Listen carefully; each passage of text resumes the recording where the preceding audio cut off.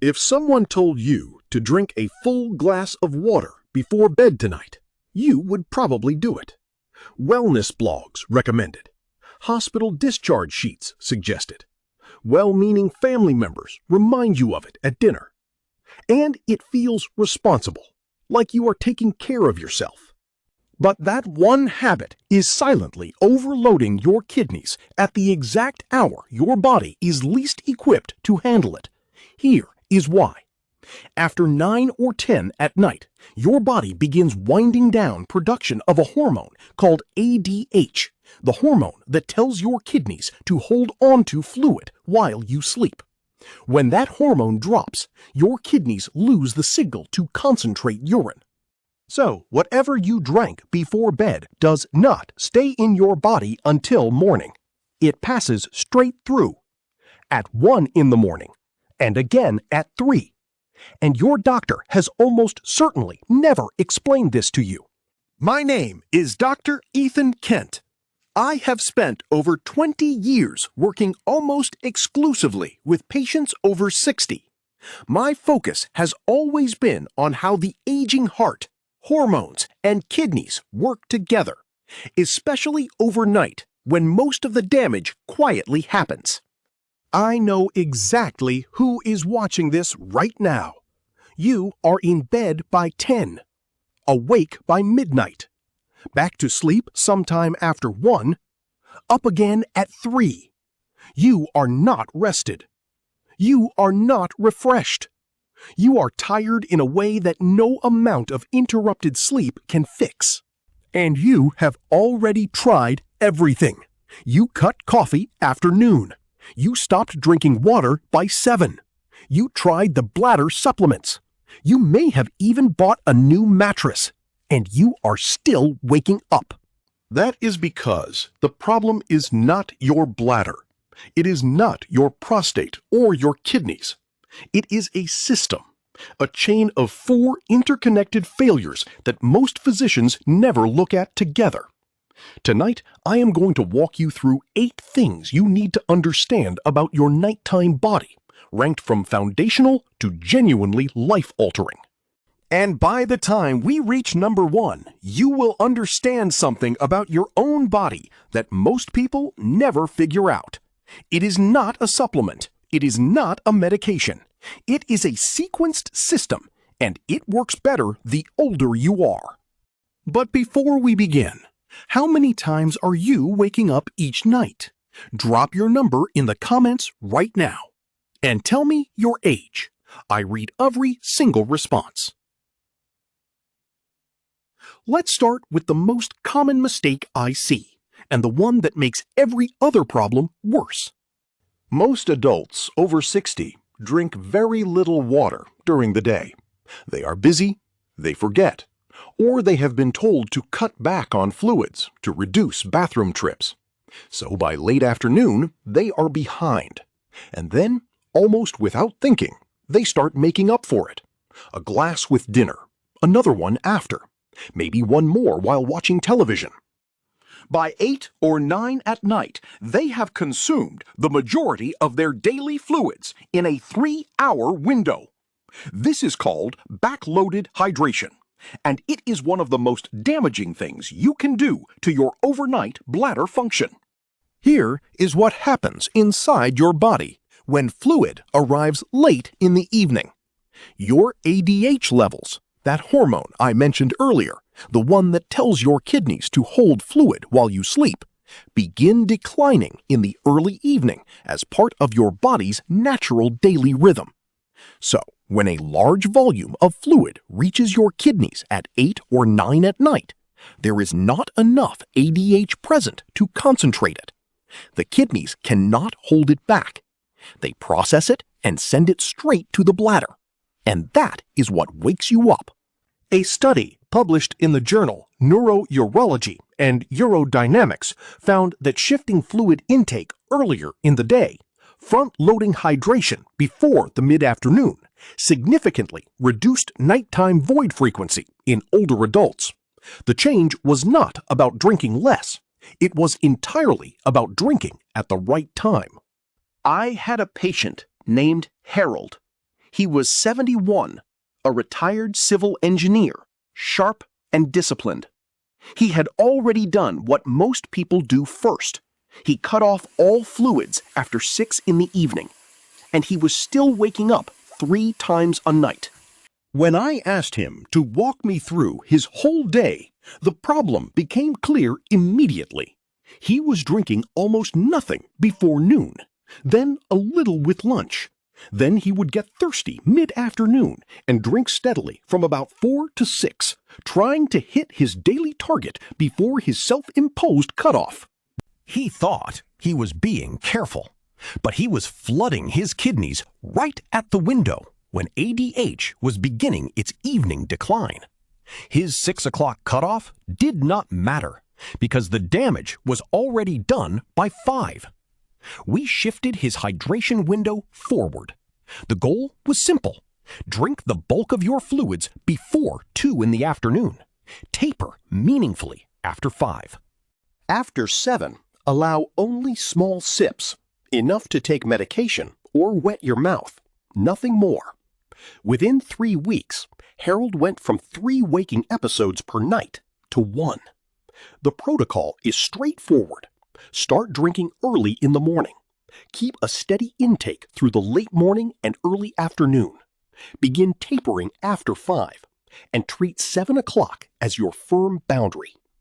This timing principle pairs directly with number 7 because the hormone that governs your overnight kidney function runs on a schedule, and if your fluids are arriving at the wrong time, that hormone simply cannot do its job.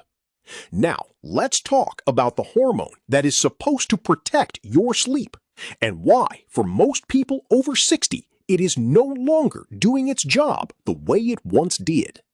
The hormone is called vasopressin. You may also hear it called ADH, which stands for antidiuretic hormone. Its job is simple but critical. Every evening, as your body prepares for sleep, vasopressin is supposed to rise. When it does, it sends a direct signal to your kidneys. Slow down. Concentrate the urine. Hold the fluid. Let this person sleep. The hormone is called vasopressin. You may also hear it called ADH, which stands for antidiuretic hormone. Its job is simple but critical. Every evening, as your body prepares for sleep, vasopressin is supposed to rise. When it does, it sends a direct signal to your kidneys. Slow down. Concentrate the urine. Hold the fluid. Let this person sleep. When vasopressin is working properly, your kidneys produce far less urine at night than they do during the day. Your bladder fills slowly. You sleep through. That is how it was designed to work. But here is what happens as you age. Research shows that by the mid-60s, the brain's ability to secrete vasopressin at night drops measurably. The signal gets weaker. The kidneys receive a quieter instruction, and in the absence of a strong enough signal, they keep working at nearly the same rate they did all day. They keep producing dilute, high-volume urine, and your bladder keeps filling, and you keep waking up. Think of it this way. Vasopressin is like the night shift manager at a factory. His job is to walk the floor at 9 o'clock every evening and tell the workers to slow the line down until morning. When he is young and his voice carries, every worker hears him and the factory quiets down. But as he gets older, his calls go out later and softer. Some workers hear him. Some do not, and the line keeps running through the night. A review published in the Journal of the American Geriatric Society confirmed that age-related decline in nocturnal vasopressin secretion is one of the primary drivers of nighttime urination in older adults, and that this decline begins earlier than most people expect, often in the late 50s. What makes this worse is that several common evening habits actively suppress whatever vasopressin your body is still producing. A single glass of wine with dinner blocks ADH secretion for up to 4 hours. Cold water in the hour before bed blunts the hormone's release, and certain herbal teas, ones many people drink specifically to relax before sleep, can override the signal entirely. I will come back to that in the next section because it is going to surprise you. What supports vasopressin is less dramatic but genuinely effective. Going to bed at the same time every night helps because vasopressin secretion is tied to your body's internal clock, and consistency strengthens that rhythm. Morning light exposure within the first 30 minutes of waking helps set that clock. Warmth in the evening, a warm shower, or a warm drink supports the body's natural temperature drop that accompanies vasopressin release, and avoiding the specific suppressors I just named makes an immediate difference. The next section is where most people stop and say, "I had no idea that was hurting me." What Margaret's case revealed was something that had nothing to do with what she was drinking, and everything to do with where her body had been storing fluid all day long. This is the section that changes how most people think about their nighttime problem entirely. Because what I am about to describe is not about the kidneys. It is not about the bladder. It is about physics. Here is what happens to your body every single day. From the moment you stand up in the morning, gravity begins pulling fluid downward into your legs. Your veins and lymphatic vessels are supposed to push that fluid back up throughout the day. But as you age, the small valves inside your leg veins begin to weaken. They do not close as tightly as they once did. Fluid seeps through and settles into the soft tissue of your lower legs, your calves, your ankles, the area just above your feet. Think of it like a plastic bottle filled with water and laid on its side. Tip it upright and the water collects at the bottom. Your legs, after a full day of sitting or standing, are doing exactly that, collecting fluid, holding it, silently. Studies suggest that by late afternoon, the legs of an older adult can be holding anywhere from 1 to 1.5 liters of fluid in the soft tissue, without any visible swelling that would alarm you or your doctor. You may not see it, you may not feel it, but it is there. Now you lie down for bed. The moment your body goes horizontal, gravity reverses. That entire reservoir of fluid begins moving upward through your circulation. It reaches your kidneys within 60 to 90 minutes of you lying down. Your kidneys, doing exactly what kidneys are supposed to do, process it and send it to your bladder. And at roughly 1 or 2 in the morning, your bladder is full. You can test this yourself right now. Press your thumb firmly into your shin bone, the flat, hard surface on the front of your lower leg, and hold it there for 5 full seconds. When you release, look at the skin. If there is a visible dent that takes a few seconds to fill back in, that is called pitting edema. That is your hidden reservoir made visible. Harold, the patient I introduced in Section 8, had not drunk anything since 5 in the evening, and he was still voiding large volumes at 2 in the morning. Once we identified the reservoir in his legs, the explanation was complete. The fluid was not coming from what he drank at night. It was coming from what had been sitting in his legs all day. The corrective protocol is straightforward. Beginning around 7 in the evening, elevate your legs above the level of your heart for 30 to 45 minutes. A recliner works. Pillows stacked under your legs work. The goal is to let gravity drain that reservoir before you lie down for sleep, so your kidneys can process it while you are still awake. But what fills that reservoir faster than almost anything else is hiding in your evening meals. And that is exactly what we are going to look at next. What fills that reservoir faster than almost anything else is something most people never think to look at. It is not how much you are drinking. It is what you are eating, specifically the sodium hidden inside foods that most people consider perfectly normal. There are two kinds of salt in the average person's diet. There is the salt you can see, the shaker on the table, the pinch you add while cooking. And then there is hidden salt, the kind already built into the food before it reaches your plate. And for most adults over 60, the hidden kind is doing far more damage than they realize. A single bowl of canned soup can contain over 800 milligrams of sodium. 2 slices of bread, not toast with anything on it, just the bread, can carry 400 milligrams. Cheese, deli meat, bottled pasta sauce, crackers, and canned vegetables all carry sodium levels that would surprise most people if they stopped to read the label. A modest evening meal made entirely of foods that seem reasonable can easily deliver over 1,000 milligrams of sodium in one sitting. Here is what that sodium does inside your body. During the day, sodium acts like a sponge. It pulls water into your blood and holds it in your tissues.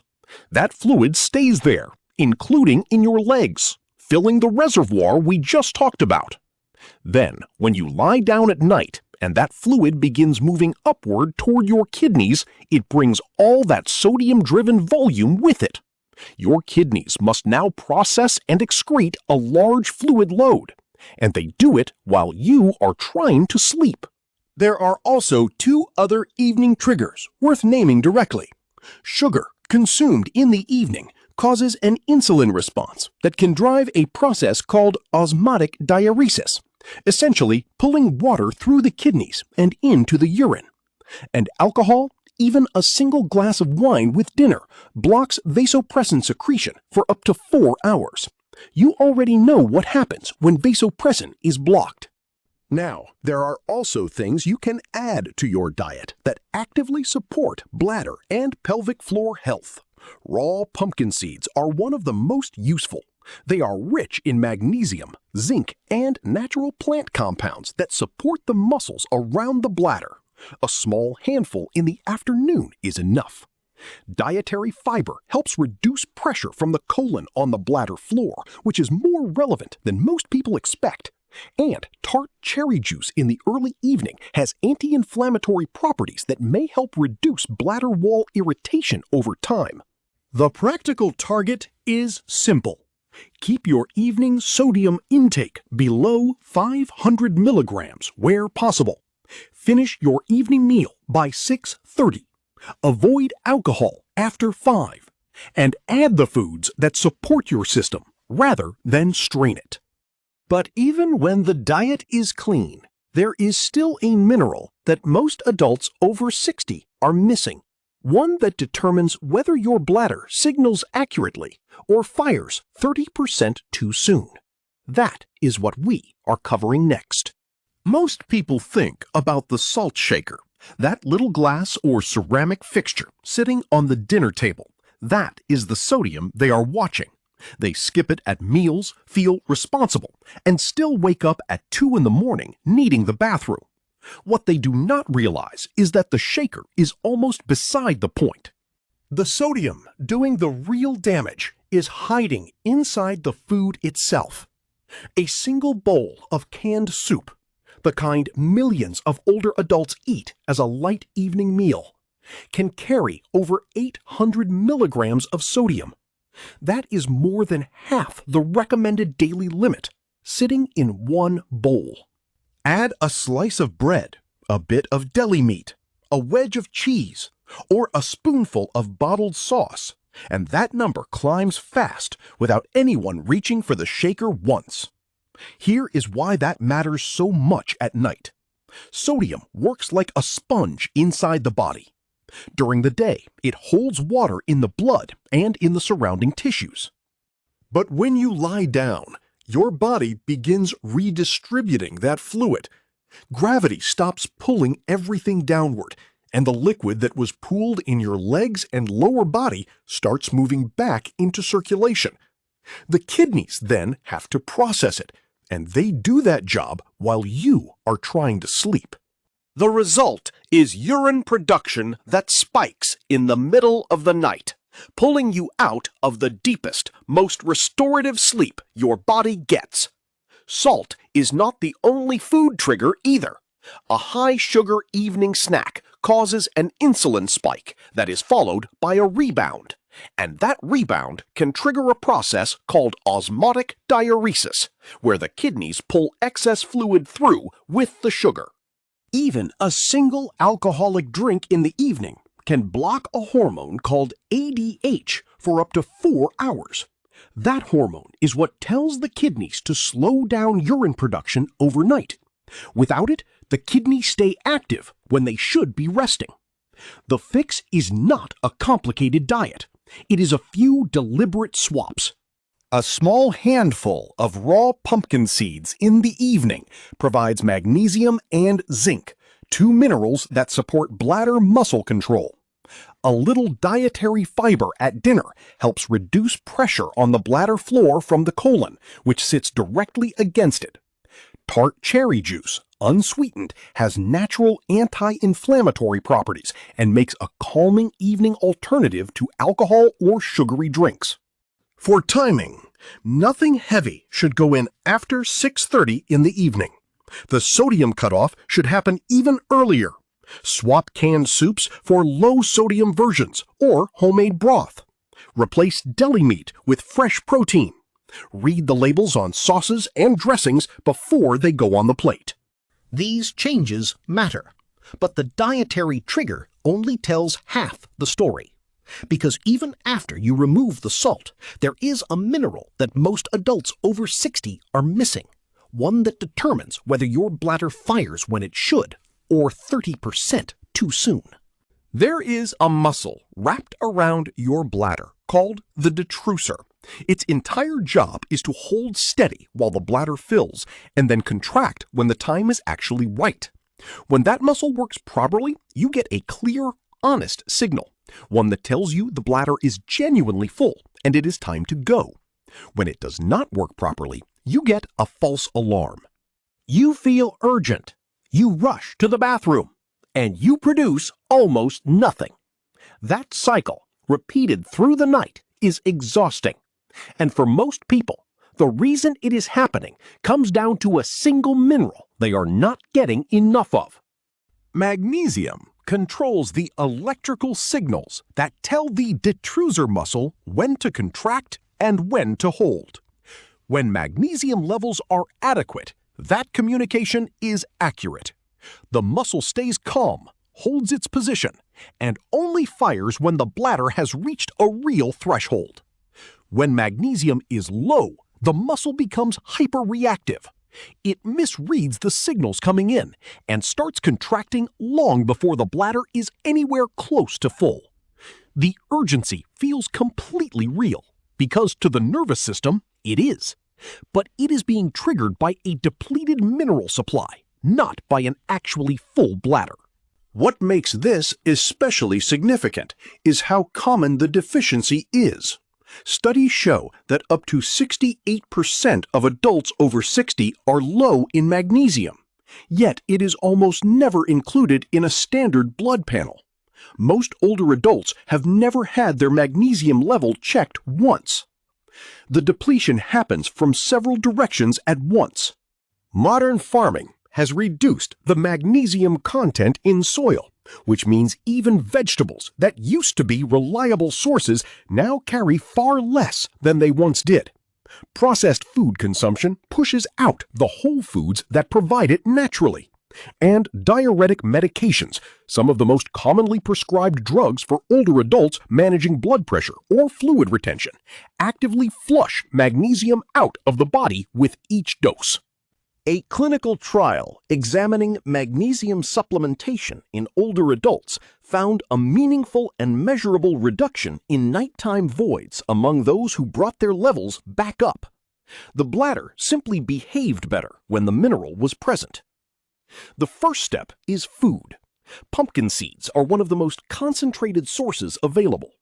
Dark leafy greens, spinach, Swiss chard provide it steadily across meals. Almonds offer a practical, everyday option that is easy to keep on hand. For those whose dietary intake is not enough, magnesium glycinate is the supplemental form most readily absorbed by the body. It should be taken in the early evening, not right at bedtime, and with a small amount of fat to support absorption. Getting the mineral balance right is foundational, but there is one more layer, a physical reset technique you can do in the bathroom tonight that changes what your bladder does with all of this. Most people use the bathroom, stand up, and leave. That feels complete. The urgency passed, the visit happened, and the body seems settled. But in many cases, the bladder did not fully empty. Somewhere between 50 and 80 milliliters of urine remain behind. Not enough to feel, but more than enough to matter. The bladder registers that residual volume immediately. Instead of starting a fresh fill cycle from zero, it starts from a position that is already partially full. The urgency signal arrives sooner than it should. The next trip comes faster than it needs to. And through the night, that pattern compounds.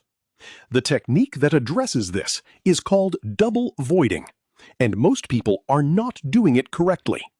It is not simply trying a second time the moment after the first attempt comes up dry. That approach rarely works because the pelvic floor has not had time to release fully. The correct sequence works like this. After the first void, stand up completely. Shift your weight slightly, from one foot to the other, or rock forward just a little. This positional change helps reposition the bladder and allows any remaining urine to settle toward the outlet. Then, consciously relax the pelvic floor, not just the surface muscles, the deep ones. Let everything release downward without pushing or straining. Wait between 20 and 30 seconds in that relaxed state. Then attempt the second void. What comes out in that second attempt is what would have stayed behind and shortened the next cycle. Pairing this with the right kind of pelvic floor work matters as well. Most older adults who have heard of Kegel exercises were taught to squeeze and hold. What they were rarely taught is that the release is just as important as the contraction. An over-tightened pelvic floor creates its own problem, chronic low-level pressure on the bladder that the brain reads as urgency even when nothing is actually full. Training the release, consciously letting the floor drop and soften, recalibrates that pressure. The goal is a pelvic floor that is responsive, not one that is constantly braced. The neurological effect of consistent double voiding builds over days and weeks. The brain holds a kind of internal map of the bladder, a learned sense of what full actually feels like. When residual volume stops inflating the starting point of every cycle, that map gradually resets. The urgency threshold rises. The signals become more accurate. A 74-year-old woman, 8 months into retirement and dealing with 3 nightly bathroom trips that were breaking her sleep, applied double voiding alone. No dietary changes, no supplements, nothing else adjusted. Within 10 days, her nightly waking dropped to once. One technique, 10 days. And when you combine this mechanical reset with everything built in the prior sections, something changes that no single strategy can produce alone. Waking up 2, 3, 4 times a night to use the bathroom is not one problem wearing one face. It is 4 separate failures arriving at the same time every night, stacking on top of each other. ADH production has declined, so the kidneys are no longer getting the signal to slow down. Fluid that spent the day pooling in the legs is now draining back into circulation. A sodium and inflammatory load from dinner is forcing the kidneys to process excess fluid, and a bladder that never fully emptied is firing urgency signals 30% earlier than it should. That is why no single tip from a wellness video has ever fully fixed this. Each tip touches one layer. The problem has 4. What works is a sequenced system, one that addresses each layer at the right time of day, in the right order. It begins in the morning. A 10-minute walk after waking activates the lymphatic system and begins moving fluid out of the lower legs before it has a chance to accumulate. From 7 in the morning until 1 in the afternoon, the body is in its most capable window for processing fluid. This is when the bulk of daily hydration should happen. From 1 until 5 in the afternoon, intake tapers. This is the final real opportunity for meaningful fluid before the cutoff begins. Between 5 and 7 in the evening, dinner should be light, low in hidden sodium, free of alcohol, and free of herbal teas that act as diuretics. From 7 to 8:30, the single most underused tool in this entire protocol comes into play: leg elevation. 30 to 45 minutes with the legs raised above heart level allows the fluid reservoir that built up all day to drain back through the body before lying down, so the kidneys process it while still awake instead of at 2 in the morning. Research on combined behavioral interventions in adults over 65 shows this kind of sequenced protocol reduces nighttime void frequency by 52 to 61%, outcomes that match or exceed what medication produces in clinical trials, with no side effects. Harold followed the full protocol for 4 weeks. In week 1, he dropped from 3 nightly wakes to 2. In week 2 to 1. By week 4, he was sleeping through to 5:30 in the morning on most nights, something that had not happened in 6 years. His words stayed with me. I thought this was just what getting old felt like. It is not. The hormonal systems that manage fluid are diminished with age, but they are not gone. They still respond to correct timing. The body is not broken. It has simply been given the wrong schedule. This is not a disease. This is not your age. This is physics. The physics of fluid, gravity, hormones, and timing. And physics works for everyone, at every age. Which of these steps will you start tonight? Tell me in the comments. I read every single one. And if someone you care about is losing sleep to this problem right now, please share this video with them. That share may give them back something they thought was gone for good. I will see you in the next one.